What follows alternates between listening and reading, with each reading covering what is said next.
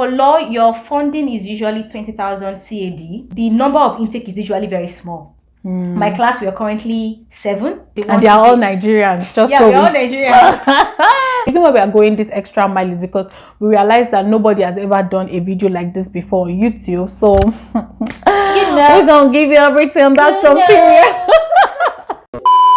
Hi guys, welcome back to my YouTube channel. My name is Yemisi. If you're new here, hi. In this video, I have a guest, and this is my first guest ever. Woohoo! We're going to be answering all your questions related to Masters of Law at any university in Canada. But she'll do all the introductions herself. She'll talk about her journey into Canada, how she got admission, how she got a supervisor, the funding, scholarship, everything that you need to know. So if this is the video that you are interested in, then you definitely have to keep on watching.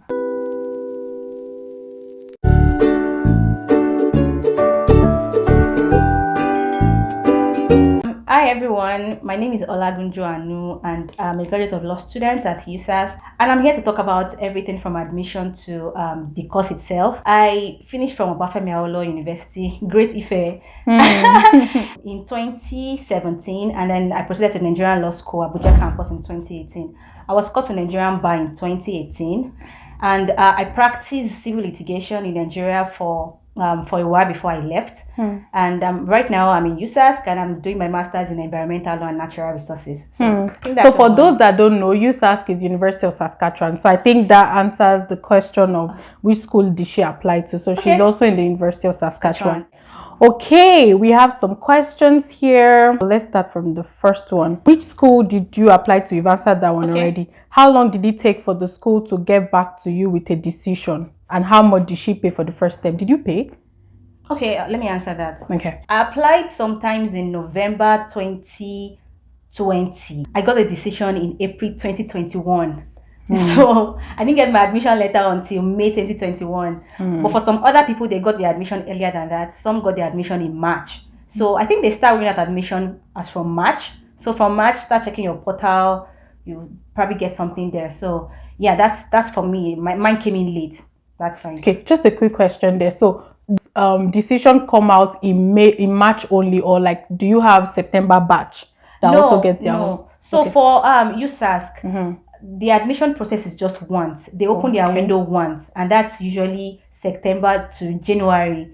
So once they start rolling an application. Admissions from March, usually from March or maybe late February, March. They start rolling out admissions for fall intake. That's September intake. So that's the only window that they open for admission or anything. So makes sense. So how much did you pay for the first term?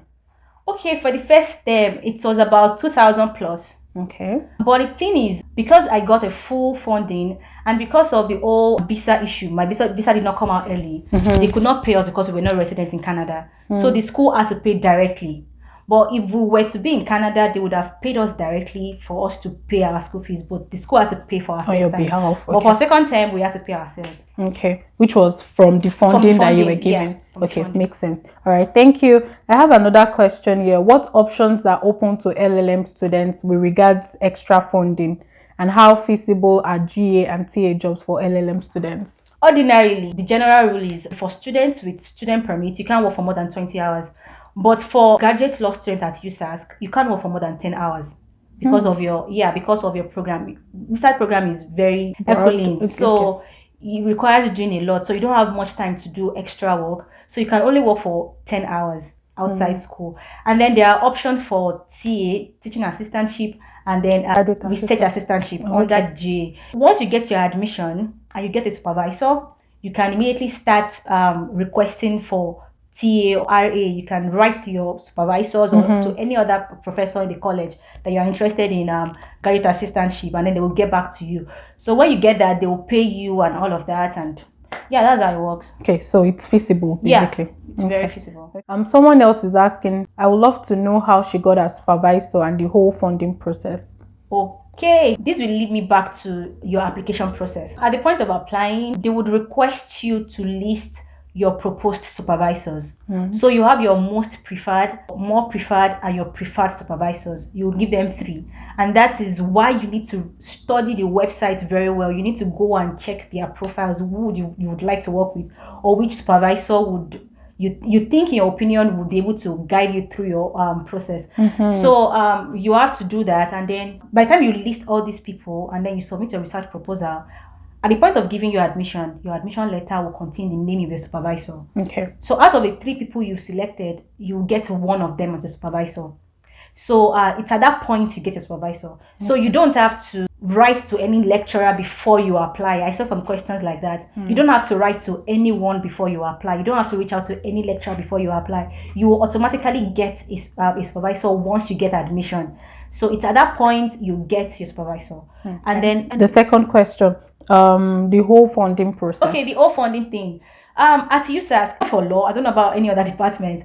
For law, your funding is usually 20,000 CAD, and then your school fees is about 8,000 plus. So your funding is applied to your tuition, and then the remaining part will be paid to you bi-weekly. So you get bi-weekly living expenses. Yeah, some sort of like something like that. Okay. So they pay you bi-weekly, so that's twice a month. You get your pay twice a month. So yeah, that's basically it. So you don't have to apply for it specially. Once you get admission, you automatically and that is the reason why for LLM in USASK, the number of intake is usually very small. My class, we are currently 7, and that's because they want and they are all Nigerians. Just we're all Nigerians. And that's because they want to be able to cater for everyone. So they don't take so many people that they won't be able to cater for. So just a little number at a time. I heard that they've never taken more than 10. So it's highly competitive. Once you get your admission, your funding is automatic. You get admission, you get funding. The moment they deem you fit to be admitted, they deem you fit to get their money. So to get their money. I mean, okay, thank you. So the next question we have here is, hi, you're doing a good job. Thank you. I have 2 questions. Firstly, I would like to know what chances a Nigerian trained lawyer has to enroll in the Canadian bar, the process, cost, and duration. Do you want to answer that one first before we go into the second question? Let me quickly address that. That's talking about qualification as a lawyer in Canada. I am not in the best position to talk about that because I'm also in the process. But I'm sure you would find YouTube videos that talk about qualifying as a lawyer in Canada, writing your NCA and all of that. But I'm not in the best position to talk about it. Okay, thank you. So the second part is, which aspect of law would you say is in high demand in Canada right now? Okay, I think it depends on the province you are in. Okay. So, majorly depends on the province. And I'm not going to say one aspect of law is better than another aspect of law. It depends on your passion. Let your passion drive you. I'm into environmental and natural resources. So if you are interested in criminal law, let your passion drive you. It shouldn't be about which one is in demand. But I think every aspect of law is doing well in Canada. I don't think there is one that is better than another. And like I said, it depends on your province. So a province like Alberta, it's usually energy and natural resources, and some other provinces like that. So you have to know the province you want to go. Okay, all right, thank you. The next question here is, which is the easiest and more affordable school to get admitted into for an LLM? In Canada, the easiest. Yeah.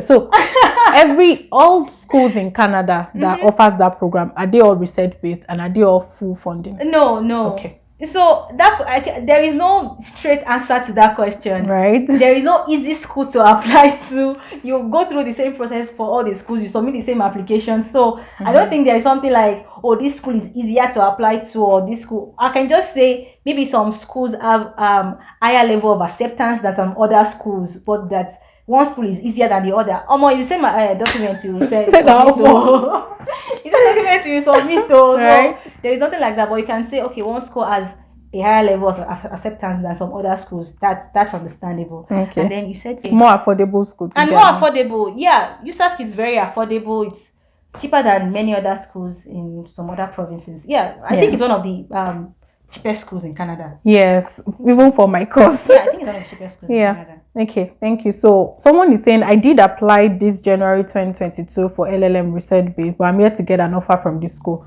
I think you already answered that one because she applied in November. She applied in January. Yeah. So by the way, we are filming in March, just in case you don't get this video in March. So that's just 3 months compared to about 5-6 months, right? Okay. Yeah. So basically what that means is like, just keep waiting for your decision. I'm praying. Okay, pray.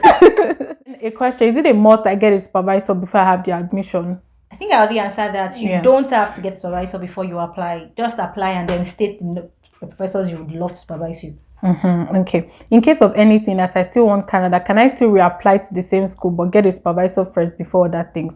No. So like she said, you don't need a supervisor, so you didn't do anything wrong. You didn't do anything wrong. If you've submitted your application, then you wait for a decision. Okay. You didn't do anything wrong. Yeah. So the last question here.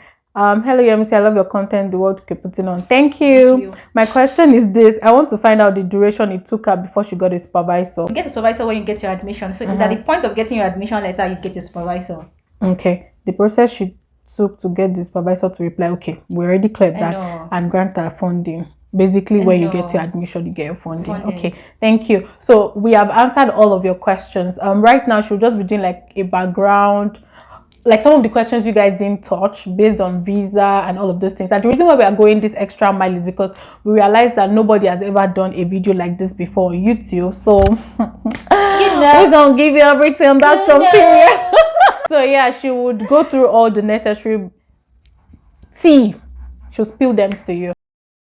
So guys, we are in the second section of this video. She's going to be talking about the background, like laying the foundation for you guys, and also sharing the academic requirements, like everything she needed to submit, the documentation basically. So I will hand over to our lawyer. I should take over from here. I would like to give a quick background as to the kind of program we have here.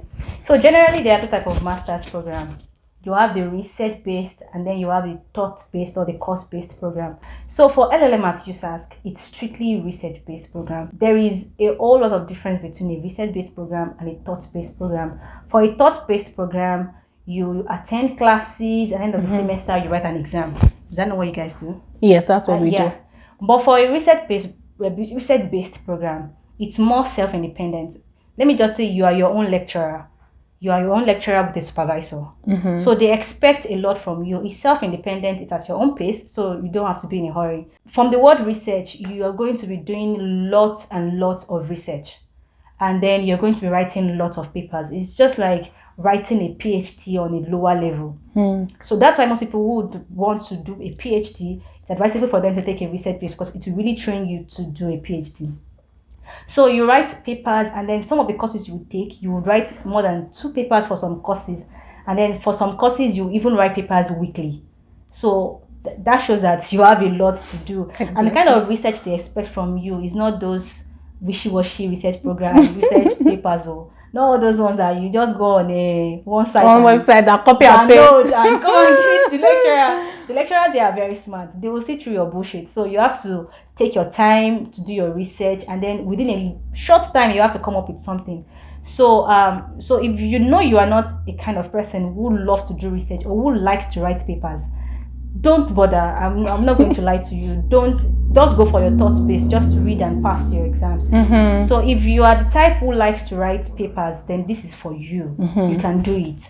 You understand. So now that we've already established the fact that this is a research-based program, it's for those people who like to do research and to write.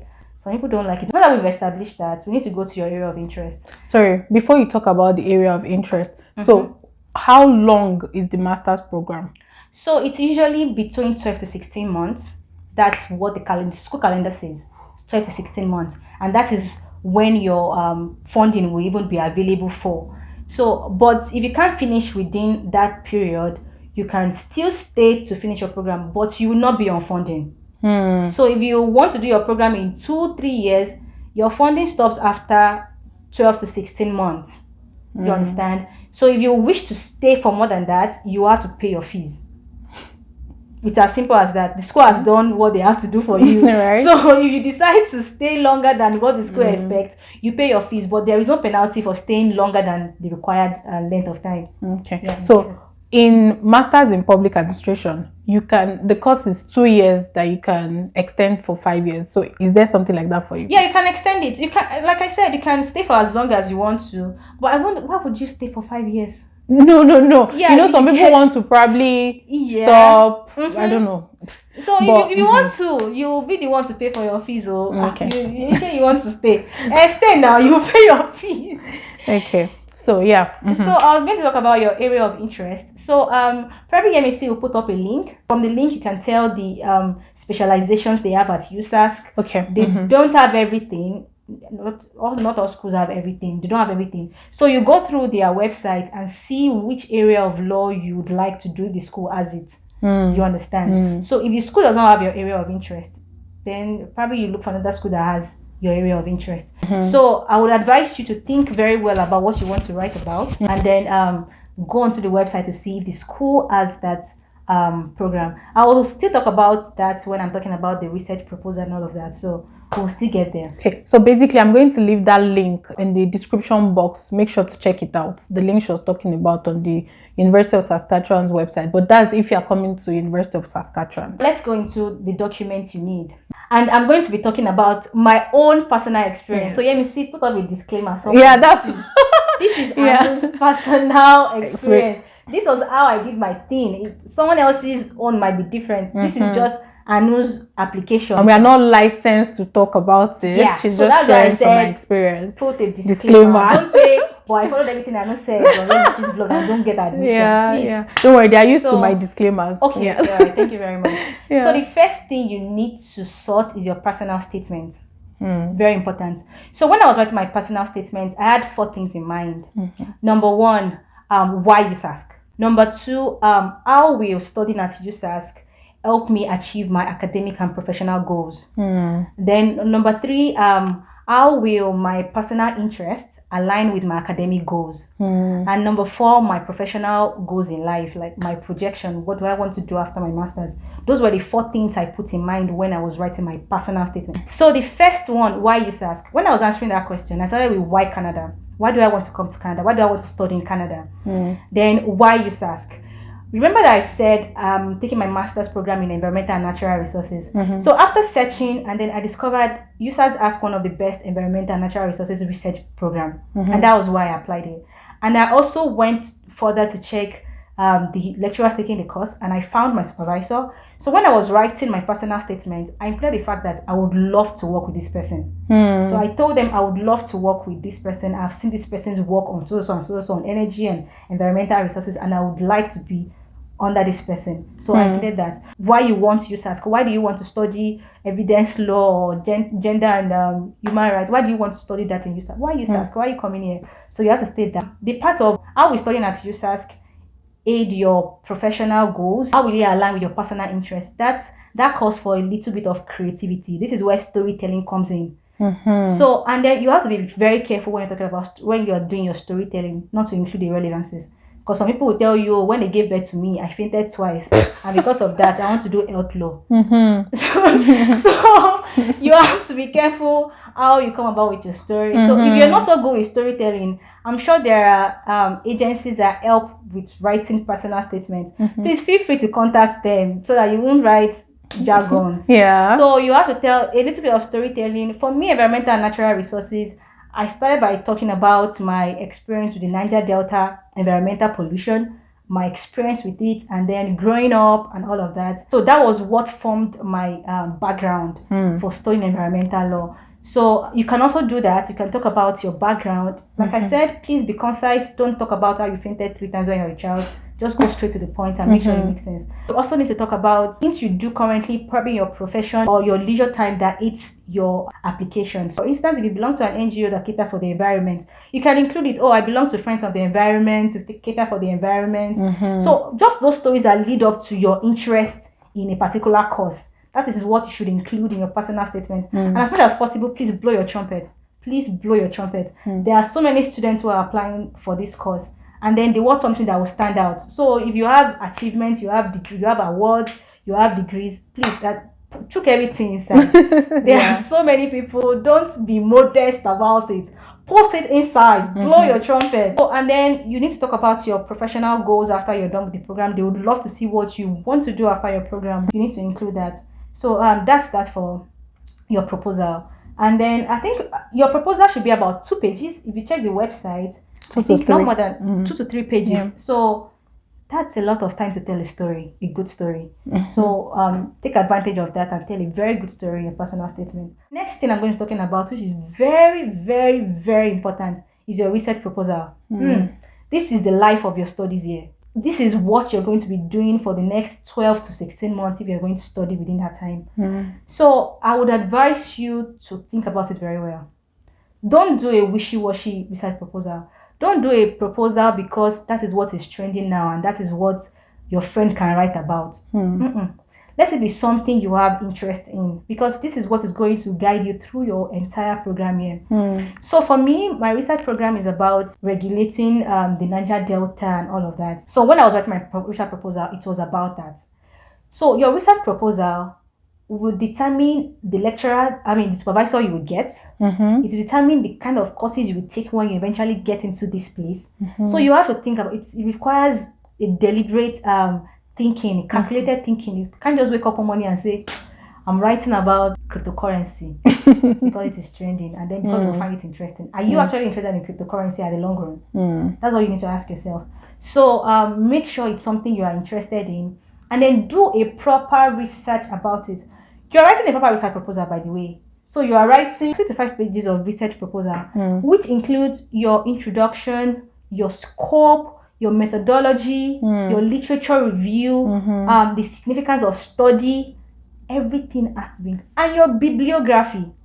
So you are doing that's like a full-blown project. That's a full-blown project. So if you think you're going to do that in 2 days and submit, they will see through that thing you have written and this one is not ready to do anything. You have to do it because you have to do a literature review. Do you know literature review? Like so plagiarism check. You cannot just go and dump from a website like I must remind you, your research proposal must be original.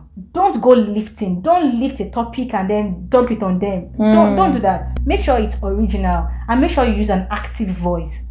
Let them know this is my contribution. You have to have, what is your research? What is the contribution of this research? There is a difference between a research and a restatement of facts. So don't make it a restatement of facts. Don't make it what every other person has said. What are you bringing to the table? You understand? That's a research. What are you bringing to the table? Not just stating what every other person has said about the topic. So you have to bring something to the table. You have to be different. You understand? So that's very important. Like I said, it's going to determine the kind of lecturer you will get. And then what I did when I was writing my proposal, let me tell you, I knew I was going to write about environmental law. I knew that was a done deal. I wanted to know the mind of my reader. I wanted to know the mind of the person I wanted as my supervisor. So the first thing I did, I went to the website. I listed the lecturers taking environmental law. I checked their profile, and then I picked out my most preferred lecturer.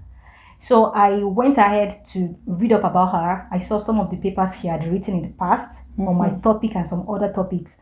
So when I was writing, I had that in mind. Okay, this is what this person would love to see. This is what she has written about. I don't need to state this fact. This is a restatement. She knows this thing. So I had her at the back of my mind when I was writing my proposal. And I think that's one thing you should do. Don't just write for the sake of writing. I would advise you to also do the same. Go and see there is a lecturer for your course. Please try and check. So that you won't just write a proposal. At the end of the day, lecturer no day for that, for that course. So go and check the availability of the lecturers for your area of specialization. You understand? So that's that on research proposal. Make it original as possible. The next thing I'm talking about is transcript. For USASK law, the minimum requirement is a 2-1.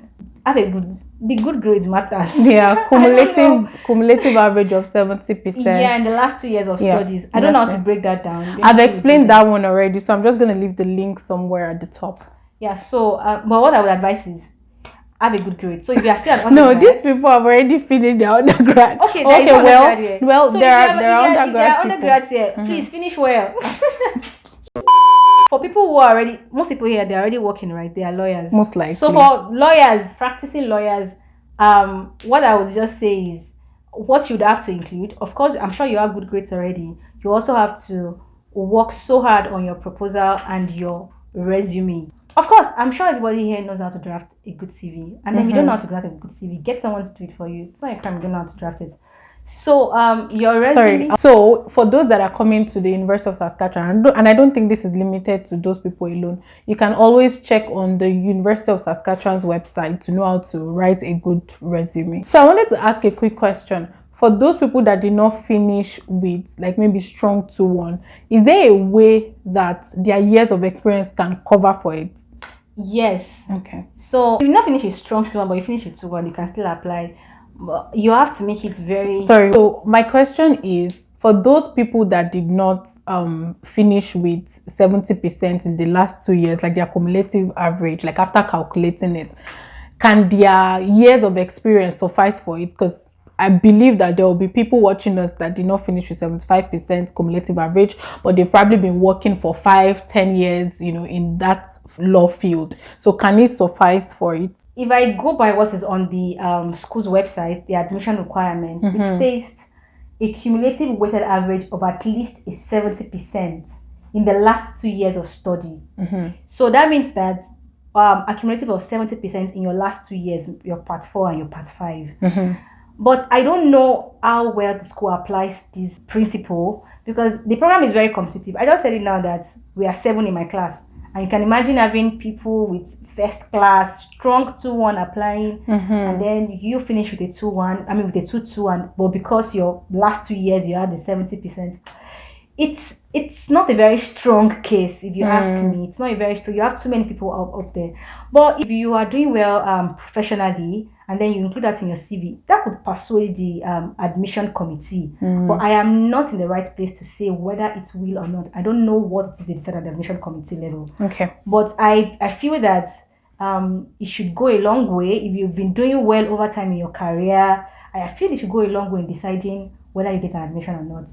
But like I said, I am not an authority. I don't know what they do at the admission committee at this stage. So I can't really say that. Okay. Yeah. The next thing is your talk about you mentioned resume. transcript, I believe. Okay, yeah, your transcript. At the point of applying, your school does not need to send a transcript. You can just upload your student unofficial copy. Yeah, unofficial copy. Your school does not need to send a copy. So your resume I already talked about, include your achievements. As I said, blow your trumpet. And please, you have no business submitting 10-page resume or 15 Nobody's going to read that. Nobody's going to read that. Nobody's going to read that. On an average, they spend 2 to 3 minutes on resumes. So you want to write something very catchy. You want to write something very concise. So as much as possible, like I said, blow your trumpet. If you have achievements, write it there. Everything you've been doing in your profession, put it there. The areas you've been practicing in, please do you have to put it there. And then yeah, that's about that on resume. Your letters of recommendation. The school requires 3 letters of recommendation. So for me, this is what I did. I submitted 2 academic references and then 1 professional reference. So I contacted my lecturers who took me energy and environmental law in school because I know I want to do something in environmental and natural resources. So it only makes sense for me to just contact lecturers who took me environmental law when I was in school. Because I did well in these courses, so they can attest to the fact that I took these courses in school and I did well in those courses. And then I would advise you, don't use a family member, don't use a friend, because it's not going to persuade the committee. So when your lecturer is writing for you, make sure he's not just writing something vague. Something like, Yemisi is a brilliant student. How is she a brilliant student? That's too vague. Or Yemisi would be an asset to your institution. How is Yemisi going to be an asset to your institution? That's too general. So in as much as possible, try and tell them to write something specific about you. You can tell them, when she was in 400 level, she took environmental and natural resources. She stood out in class. She was a class administrator. She collected this award, maybe best student in environmental law. Let them put all those things. They should make it a little bit personal so that they can show that they really know you. Like I said, there are so many students applying for this course, and then you want to stand out. You don't want something wishy-washy. So for my second letter of recommendation, I got it from my head of chambers in the office where I worked in Nigeria. So he could attest to my professional capability and all of that. I worked with him for quite a while, so he could attest to all of that. And please, make sure the people you pick as your referees, make sure they are computer literate, because USASK could require them to fill some form. Yes. Yeah.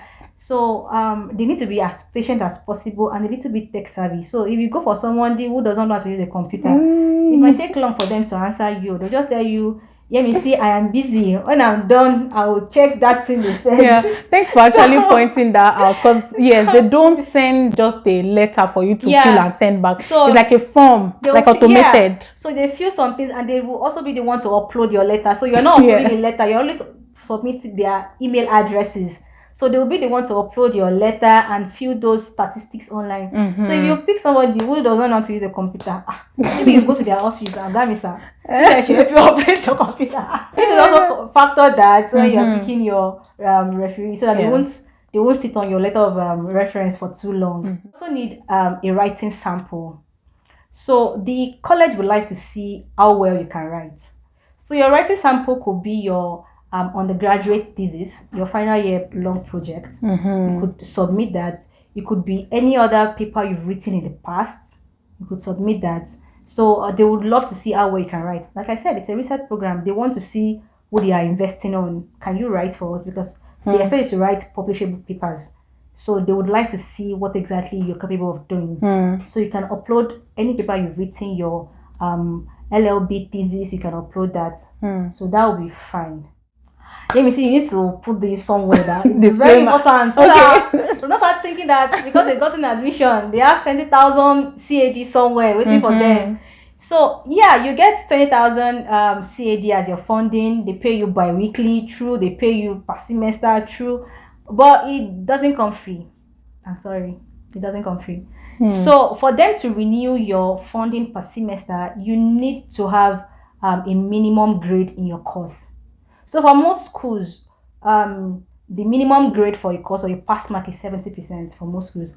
But at USASK law, your pass mark is 75%. I'm sorry. So I have a question. Is it that each of the courses must be at least 75 or the cumulative average? It's a cumulative. Okay. So if you take 2 courses in a semester, they'll add it 2, and then the cumulative, you have to be on a 75%. If you're not on 75%, they will not renew your funding. So don't think because I've already gotten in 20k. If you don't do well, they will not renew it. That's the end. You go and work and pay your fees. So you have to do well. You have to maintain your status, and then you get. But I'm sure you guys are very smart. Lawyers are smart people. Lawyers are smart people. Yeah. Okay, so thank you so much. So guys, she has explained everything that you need to know. Don't forget to like, share, and subscribe, and ask all the questions that we have not answered in the comment section. She's not going to be sharing our socials, but she would be available to answer all of your questions. Don't forget to like, share to your friends and family members that would need this information, and also subscribe. Also watch out for the part 2. She'll be explaining our visa processing. So if you guys know by now, I did my processing through an agent. She did hers herself, and everything you need to know basically. So watch out for our part 2 video. Okay, all right, bye guys.